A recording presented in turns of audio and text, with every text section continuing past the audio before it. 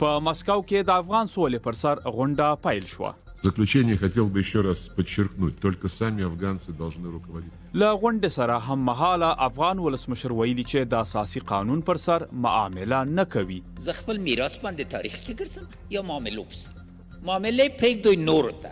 له ما نه اصول غواړئ، دریځ غواړئ، د افغانستان استقلال، حاکمیت او ازادي باندې رانه غوږ وغواړئ.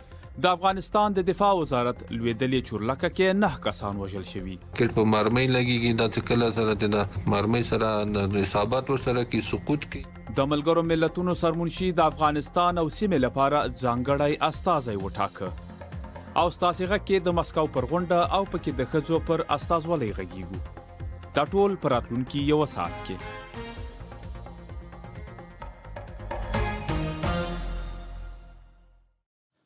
سلام علیکم. نړۍ دا وخت ښه راغلاست.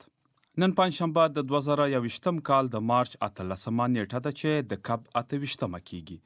دا خبرونه اوس د بي بي سي پر خپل څپو سربېره د رادیو افغانستان پر منځنۍ څپه او اف ام هم په ټول افغانستان کې اوریدلای شئ. زه پاینده څرګند یم.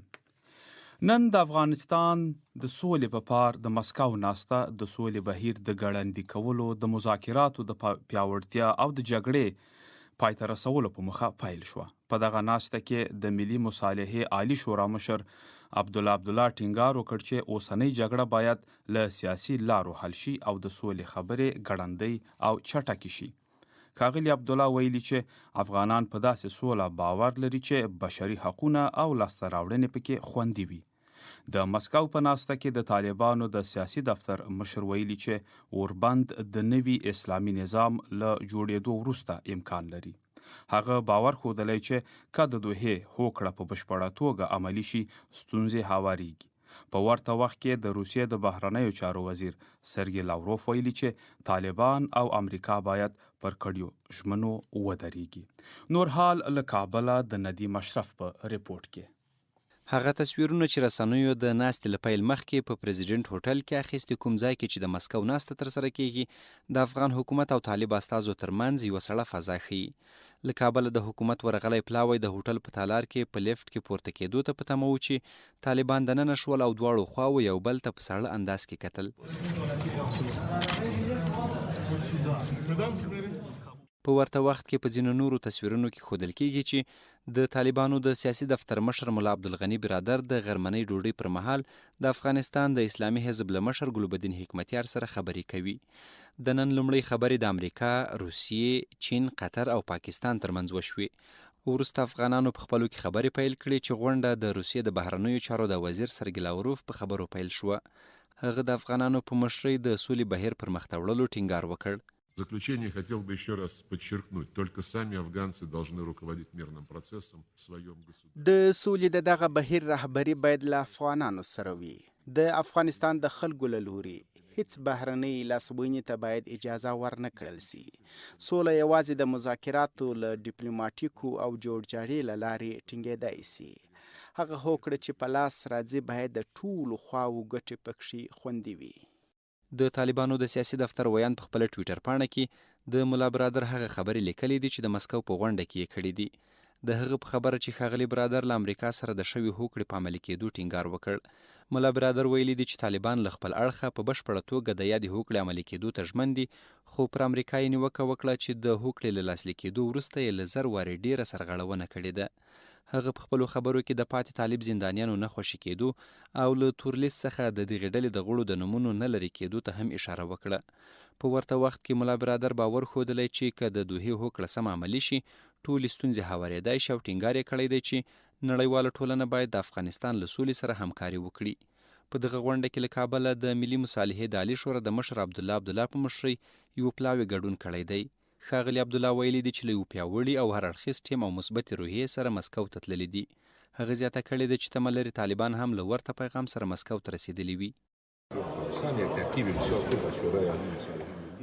له کابله یو ټولګډونه ښه پلاوی راغلی او د دې ترڅنګ د کوربه او نورو داخلو هیوادونو لیوالتیا موږ ته دا ډاډ راکوي چې دا ناسته به ګټوره تمامه شي او هغه پیغام چې مقابل لوري له ځان سره راوړی دا ټول له دې سره مرسته کوي چې د سولې بهیر ورسره چټک شي. په ورته وخت کې د افغانستان د مشرانو جرګې مرستیال محمد علیم عزدیار ویلي دي چې د مسکو ناسته له دې امله ارزښت لري چې د افغانستان سولې له بهیر سره د سیمه ییزې اجماع په رامنځته کېدو کې مرسته کوي. د امریکا د بهرنیو چارو وزارت ویلي دی چې د مسکو ناسته د افغان سولې لپاره د ټولو نړیوالو هڅو بشپړونکې ده او په ورته وخت کې د نړیوالې ټولنې د اندېښنو وړاندې کوونکې هم ده.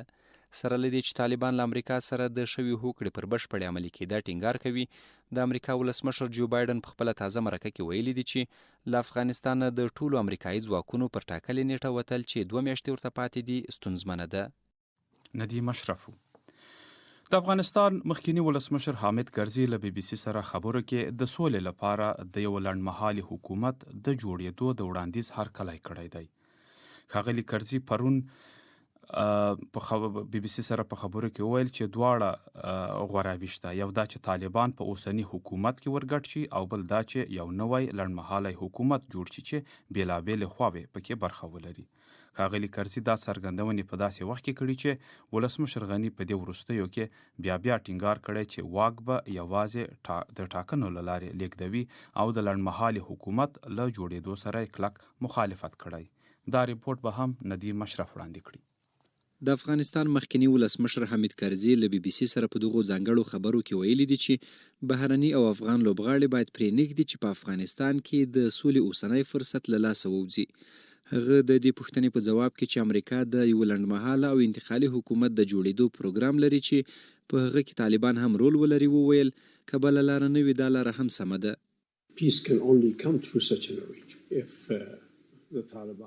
که طالبان او د جمهوریت لوری غواړي چې دښمنۍ پای ته ورسوي ښه سوله یوازې په دې ډول راتلی شي. یوازې 2 لارې شته. لومړی لار دا ده چې طالبان په دې هوکړه وکړي چې له اوسني دولت سره یو ځای کیږي، خو که دا امکان ونه لري بله یوازینۍ لاره د یو انتقالي حکومت جوړښت دی. ښاغلی کرزی وایي چې د لنډمهاله حکومت له جوړېدو یې د ملاتړ موخه دا نه ده چې یو ولسواک سیستم دې قرباني شي، بلکې موخه یې د افغانانو یووالی دی. هغه زیاتوي داسې سیستم باید وړاندې شي چې دواړه خواوې ورباندې هوکړه وکړي او بل پلو افغانانو ته هم د منلو وړ وي. هغه د لویې جرګې د جوړېدو شونتیا او ټاکنو یادونه هم وکړه. ښاغلي کرزي د یوې بلې پوښتنې په ځواب کې چې آیا ولسمشر اشرف غني د سولې پر وړاندې خنډ دی وویل نه. د هغه په خبره په تېره اونۍ کې له ښاغلي غني سره په دې تړاو خبرې کړې دي. ښاغلي کرزي ټینګار وکړ چې د ولسمشر غني په ګډون ټولې خواوې باید د سولې په موضوع کې نرمښت وښیي. Well, for peace, of course, we all need to be very, very flexible. د سولې لپاره موږ ټول باید ډیر نرمښت وښیو. د خلکو ژوند باید لومړیتوب وي. ولسمشر غني د ټاکنو تر سره کېدل غواړي او که طالبان ومني ښه ده، دا تر ټولو اسانه لاره ده. خو که داسې پیښه نشي نو د دې اجازه باید ورنه کړو چې هیواد په دې ډیره بده جګړه کې پاتې شي. نو په دې صورت کې د ولسمشر په ګډون د ټولو دنده دا ده چې په یو بدیل فکر وکړو. مخکنی ولسمشر حامد کرزي بي بي سي ته وویل چې 14 کاله یې د افغانستان د ولسمشر په توګه مسؤلیت ترسره کړی او د هیواد د بیا ځل مشرۍ لپاره هیڅ خیال نه لري. ندیم اشرف په داسې حال کې چې د مسکو غونډه روانه ده او د راتلونکي حکومت پر څرنګوالي پکې بحث کېدی شي وشي، په کابل کې ولسمشر محمد اشرف غني یو ځل بیا ټینګار کړی چې د اساسي قانون پر سر هیڅ ډول معامله نه کوي. ښاغلي غني چې نن په ار کې د خبريالانو د ورځې لمانځغونډه کې وینا کوله وویل 80 کاله عمر کړی او اوس د معاملې پر ځای غواړي تاریخ ته ښه میراث پرېږدي. بلا اساسي قانون نه څوک تاسو څوک او تاسو خیال کولای شئ څوک ما مجبورولای شي چې اساسي قانون باندې زما معامله وکم؟ سر مې د قربان دې وطن بینګي نه منم. او یا کله مې عمر کړی زه خپل میراث باندې تاریخ کې ګرځم یا معامله وپسي معامله پرېږدوی نور ته لمانه اصول غواړي دریز غواړي د افغانستان استقلال حاکمیت او آزادی باندې رانه غواړي. ښاغلی غني او پر دې موضوعاتو د لا ډیر بحث لپاره له مسکو را سره دي ښاغلی عمر ننګیال او رحمان الدین سراجي. لومړی به ورسم سراجي صاحب تاسو ته له تاسو کا پوښتنه وکم چې د ښاغلي غني د څرګندونو ته په کتو تاسو څه فکر کوئ هغه څه چې دای اندېښنه ترې لري هغه به په دې غونډه کې مطرح شوي وي؟ داسې باید وایم چې غونډې د نننۍ راپور لا تر اوسه د باندې نه ده وتلی او دا چې دغه مسله به هلته مطرح شوې او کنه خو د افغانستان د ستونزې د حل لاره نه تنده لهجه ده او نه د حقایقو نه سترګې پټول دي. رئیس جمهور هم باید په دې پوه شي چې کچیرته نړیواله ټولنه او د افغانستان ټول سیاسي ستر شخصیتونه طالبان او د حکومت غړي د سولې لپاره هغه کار وکړي او د سولې لارې نوې نظام رامنځته کیږي. په هغه صورت کې بیا جناب رئیس جمهور مجبور ده چې د سولې لپاره لار هواره کړي او د خپل هغه ویناو نه لک څنګه وکړي چې دا اوسې وکړي. زه د فکر کوم چې د افغانستان د لانجې حل په جګړو نه کېږي. د افغانستان د جګړې حل په سختو او توندو لارو باندې نه کېږي.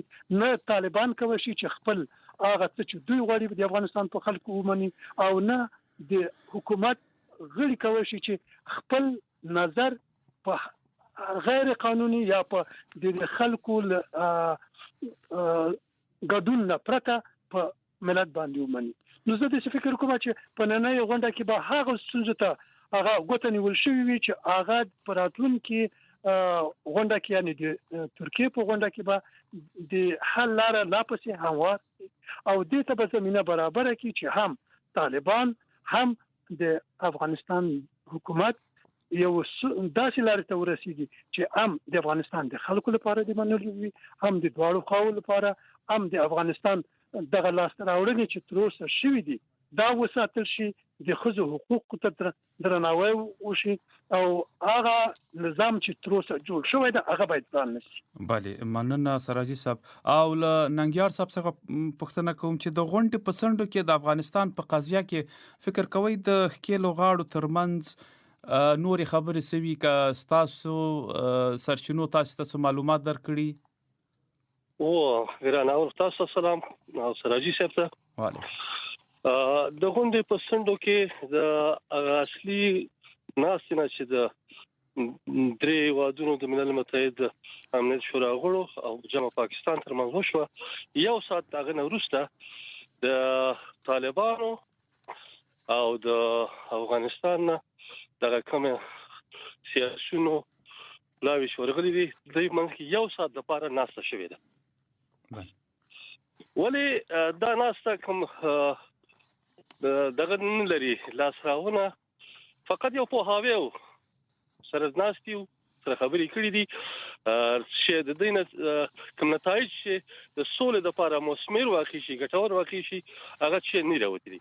ځکه تاسو د طالبانو د مشر خبرې واورېدلې د برادر مولا برادر چې هغه خبرو کې هیڅ نه ویل انصاف نو ماغه اسلامي دولت جوړولو او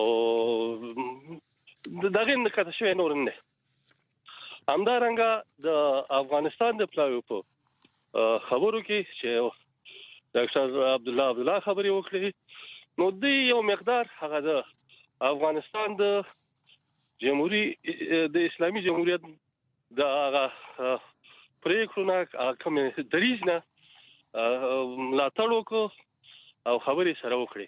ولې تاسو دلته ده اوس وګورئ چې منطقوي او بینالمللي اجماع یو مقدار پر غېدو ده.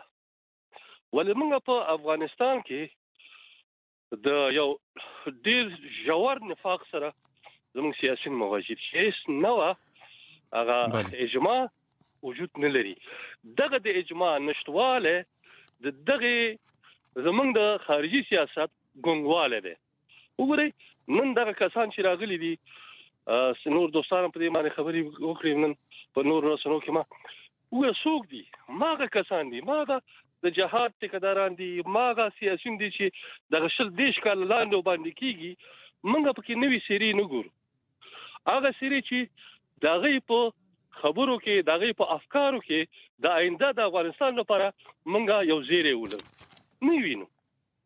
نو ځکه موږ یو عمده خلاقي یو جوړه خلاقي واقعي چې موږ هغه خلاص شې زمونږ داخلي اجماع نشواله دي. بله مننه. موږ وګوره تاسو دغه نن دغه د ملمنو سره هغه افغاني عرف مراعات شوی نه دی.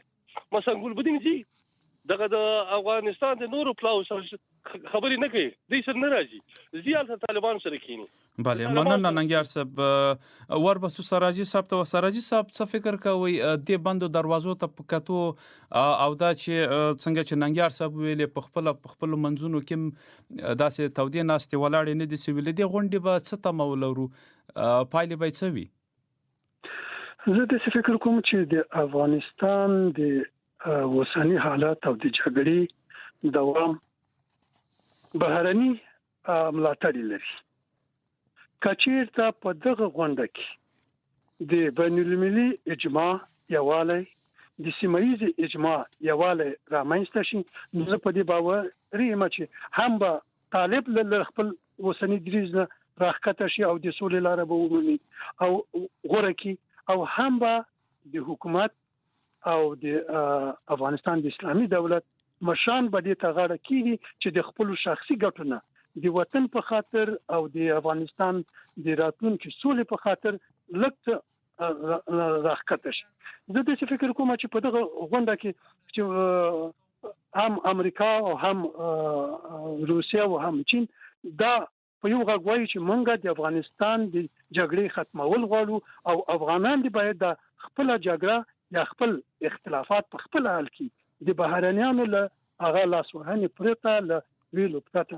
نو په دغه شرایطو کې به وګورو چې د مسکو د ناستې هغه نتایج چې ترلاسه کیږي د ترکیه هغه ناست وړاندې بشي، او زه په دې باور یم چې شاید البته به نور هم په دواړو خوا باندې په تیره بیا په طالب باندې دا هغه فشار راوړل شي چې د دولت یا د افغانستان د خلکو یا د نړیوال اجماع او د سیمایي اجماع وختونه تکاړه. مننه کور ودان سراجي صاحب. او ننګیار صاحب کپډیر لنډو راته وایي چې د دې کانفرنس انعکاس په روسي ورځپاڼو کې څومره ده؟ ما کرشتیا تی ویم په روسي ورځپاڼې ما نه دي تعقیب کړي، ولې په میډیا کې یو خبر نن تلویزیون 24 کې دغه لمبر تلویزیون کې یو خبر تیر شو، ډیر ساده خبر تیر شو، ولې ورمانه ډیر زیات باس نه شوی. بله مننه کور ودان. په مسکو کې له خاغلی عمر ننګیار نه او له رحمان الدین سراجي ډیره مننه کوو. دا د بي بي سي ماښامنۍ خبرونه ده او په مسکو کې د همدغه ترسره کیدونکو غونډې په اړه ځینو عام افغانانو بي بي سي سره خبرې کړي او خپل نظرونه شریک کړي دي. زه عبدالرحمن ژوندی د فراه ولایت اوسیدونکی یو تنازات خبریال خوشبینه یم د مسکو غونډې ته او ورته نورو غونډې ته، ځکه هر غونډه چې کیږي د سولې لپاره یو ګام نږدې کیږي، نو زه ورته هیلهمند یم په دې هیله چې په افغانستان کې یو دایمي سوله راشي. حضرت الله ارغوان د خوست ولایت اوسیدونکی د مسکو د غونډې په ارتباط باید ووایم چې په دې ناسته کې هغه خبرې چې کیږي هغه د حل لارو رایستل او بیا په عمل کې د هغو پیاده کول د دې هغه تضمین څه دی، دغه یوه پوښتنه ده چې باید حل شي. خو مثبت اړخ د دې غونډې دا دی چې د راتلونکي ترکیې غونډې لپاره یوه نوه مقدمه ده چې هغې لپاره ممکن راتلونکو بحثونو ته یو څه زمینه سازي وکړي او یو د بل پر نظریاتو، غوښتنو او شرایطو سره پوه شي. نور الله ویاړم بغلان د ځوانانو یووالي ټولنې رئیس. دا چې د سولې په هکله یو ځل بیا په مسکو کې غونډه نیول شوې، موږ یې په نیک پال نیسو، ولې د دواړو ټیمو لخوا چې کوم استازي ټاکل شوي لا تر اوسه داسې معلومیږي چې دوی کوم صلاحیت نه لري او د ډېرو مقدماتي خبرو لپاره دوی ډېر وخت نیسي او مشورې کوي. باید با صلاحیته او خپلواک استازي وټاکل شي او باید په همدې مجلس کې هغه لومړنی کار چې د افغانستان ولس او ټوله دنیا یې غوښتونکي ده، یعنې اوربند په دواړو خواو ومنل شي. رڼا زه غلام رسول ملکزی د بلخ ولایت اوسیدونکی او مدني فعال یم. د مسکو د غونډې په اړه باندې زما نظر خو دا دی چې د مسکو غونډه یعنې زمونږ هیله دی چې دا موثر واقع شي.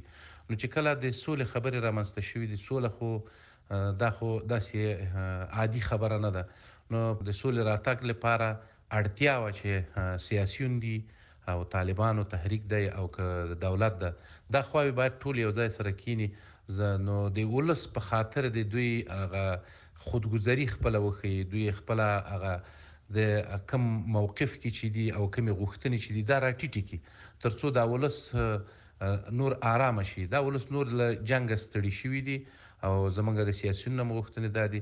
او اصلا خو د افغانستان په سوله کې ګاونډي هیوادونه ډیر زیات رول لري.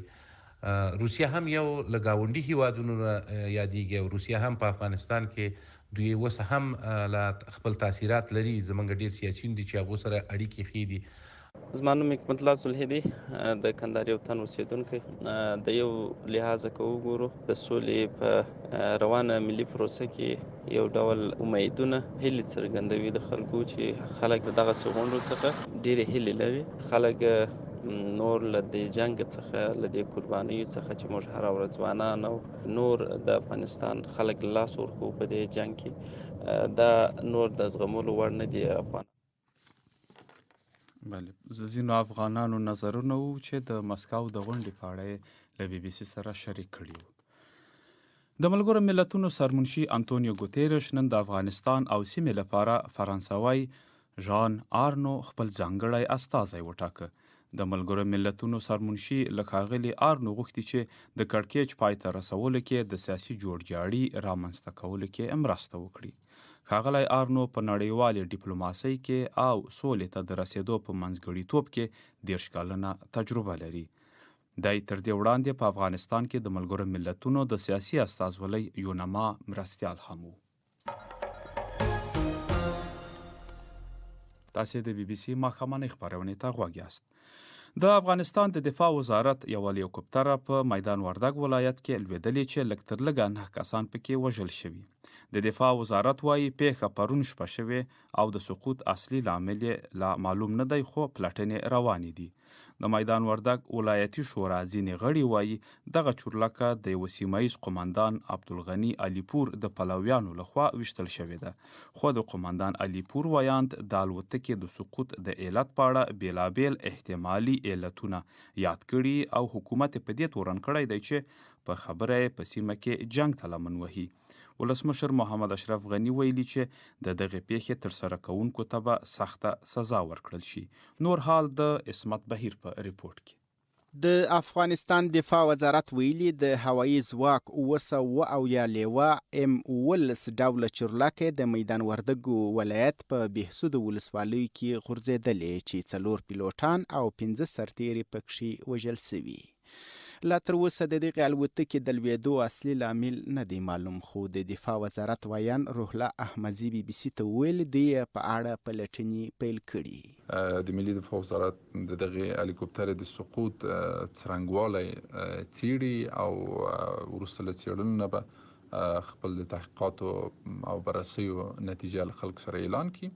په افغانستان کې د پوز د هلیکوپټرو د لوېدو دغه یوازنۍ پیښه نه ده، بلکې له دې مخکې هم ځینې د طالبانو لخوا ویشتل شوي او یو شمېر د تخنیکي ستونزو له امله لوېدلي دي. د میدان وردګ ولایت د ولایتي شورا غړي شریف الله هوتک بي بي سي سره خبرو کې ادعا وکړه چې د عبدالغني علیپور په نوم د ځایي قومندان د پلویانو لخوا یاده چورلکه ویشتل شوې ده.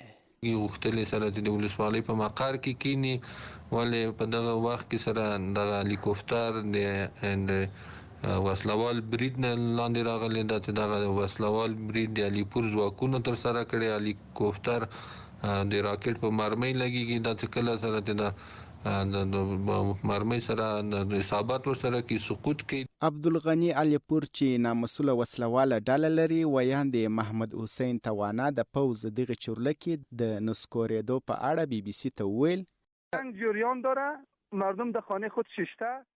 جګړه روانه ده، خلک په خپلو کورونو کې ناست دي، هغوی له توپ او ټانک سره راغلي. کیدای شي دغه چورلکه د خلکو پاڅونوالو لخوا ویشتل شوي وي او یا به د تخنیکي ستونزو له امله لوېدلې وي او یا به هم کیدای شي په غلطۍ سره خپله د افغان ځواکونو له لوري ویشتل شوي وي. نو زه په روښانه توګه نشم ویلی چې زموږ چورلکه دې چا ویشتلې وي. له بده مرغه جګړه روانه ده او کیدای شي لا هم ډیره شي. د دغه جګړې مدیریت حکومت کوي. له بده مرغه حکومت جګړې ته لمن وهي دغه ډول کړنې خلک لا هم له حکومته لرې کوي او بې اتفاقي رامنځته کوي. د افغانستان د پوز لوی درستیز یاسین ضیا پر خپل ټویټر پاڼه لیکلي هغو کسانو ته چې پرون شپه د میدان وردګو په بهسود ولسوالۍ کې زموږ سرتیري شهیدان کړي جدي حساب او کتاب به ورسره وسي او په وینا یې د دغه ناوړه عمل سزا به وویني. ښاغلي ضیا لیکلي هر هغه څوک چې زموږ له امنیتي ځواکونو سره لاس په ماشه سي د دښمن په سترګه به ورته وکتل سي او له منځه به ولاړ سي. بل خوا نن مازدیګر ولسمشر محمد اشرف غني په ولسمشرۍ ماڼۍ کې د خبریال ملي ورځې لمانځنې په مراسمو کې وویل د دغې پیښې په اړه به جدي پلټنه وسي او عاملینو ته به یې سخته سزا ورکړل سي. د بهسودو په ولسوالۍ کې زموږ یو تیاره وویستل سوه، زموږ قهرمان پیلوټان شهید شوي دي. د دې پیښې مسؤلینو ته نه به پوښتنه وسي او د دې قضیې عاملینو ته به سختترین جزا ورکړل سي. زه غواړم اطمینان درکړم موږ د خپلو دفاعي او امنیتي شهداو وینه به هیڅ وخت درته ورنکړو. اخوا د تاوتریخوالي په یوې بله پیښه کې د کابل ښار د خیرخانې مینې کې پر یو کاسټر ډوله موټر چاودنه سوې چې له امله د یوې مېرمنې په ګډون 4 تنه وژل سوي او نه نور ټپیان دي. د افغانستان د مخابراتو او معلوماتي ټکنالوژي وزارت د رسنیو برخې سلاکار حمید پویا بي بي سي ته وویل دغه چاودنه کې د دغه وزارت او نورو ادارو کارکوونکي په نښه سوي. د په دغه پیښه کې د 15 کسانو وژل کېدل تایید کړل او ویل چې پیښه کې 14 نور ټپیان دي. د دغه چاودنې مسؤلیت تر اوسه کومې ډلې نه دی منلی. عصمت بهیرو د افغانستان د اسلامي جمعیت ګوند د سید عنایت الله شاداب په مشرۍ د مشرتابه د ټاکلو لومړۍ کانګره کې د غونډې له پیل سره په سیمه کې ډزې وشوې، خو مسؤلان وایي چې دا ډزې د ساتونکو د خپلمنځي جنجال له امله وې. د صلاح الدین رباني په مشرۍ اسلامي جمعیت ګوند ویلي دي چې دوی په دغه ناسته کې ګډون نه دی کړی. د ښاغلي رباني په مشرۍ د دغه ګوند ویان عبدالفتاح احمدزي بي بي سي ته وویل چې نننۍ ناسته او کنګره په اسلامي جمعیت ګوند پورې تړاو نه لري. دغه ناسته یا د کنګرې تر نامه لاندې چې کومه غونډه جوړه شوې ده دا د جمعیت اسلامي ګوند له ادرسه نه ده او هیڅ ډول قانوني او رسمي اعتبار هم نه لري، ځکه دغه غونډه د جمعیت اسلامي ګوند د اساسنامې او همدارنګه د احزابو په افغانستان کې د احزابو د قوانینو پر خلاف جوړه شوې ده. او ورته وخت کې جمعیت اسلامي ګوند خپل ټولو غړو ته هم مرکز کې هم ولایاتو کې هدایت ورکړی چې خپل یووالی د صف ټینګ وساتي او د توطیو ښکار نشي، ځکه چې دلته لاسونه وهل کېږي هم داخلي او هم بهرني لاسونه دي چې غواړي دغه غونډه دغه غوند تضعیف کړي او خپل اهدافو ته هغوی ورسیږي. خو غونډې تر ناوخته دوام درلود چې په پای کې عطا محمد نور د اکثریت رایو په ګټلو د اسلامي جمعیت ګوند مشر وټاکل شو. د 2020 کال په نیمایي کې د جمعیت اسلامي ګوند د اجرایه مشر عطا محمد نور په مشرۍ یو پلاوي اعلان وکړ چې نور صلاح الدین رباني د دغه ګوند مشر نه دی او واک یې ورنه اخیستی. لا غیر په دې خوا د جمعیت اسلامي ګوند د دغو دواړو څانګو ترمنځ جنجالونه روان دي. له هڅو سره سره تر اوسه د دواړو د مشر د ټاکلو پر سر هوکړه نه ده کړې. او اوس هم یو څو نړیوال خبرونه. شمالي کوریا د امریکا د نوې ادارې لخوا د پیونګ یانګ سره د تماس نیولو هڅې د وخت خپلولو چلول بللی دی. د بهرنیو چارو مرستیال وزیر جو سون هوی ویلي د امریکا هڅې به تر هغه بې ځوابه پاتې شي چې خپلې تاوتریخجنې تګلارې نه وي بدلې کړي. درنو اوریدونکو له دې شیبې هاخواته زموږ خپرونه د رادیو افغانستان پر څپو پای ته رسیږي، خو ادامه یې د بي بي سي پر څپو اورېدلی شئ. دا خپرونه محمد زاهد چمتو کړې وه او ظریف امیر یې مرستیاله وه.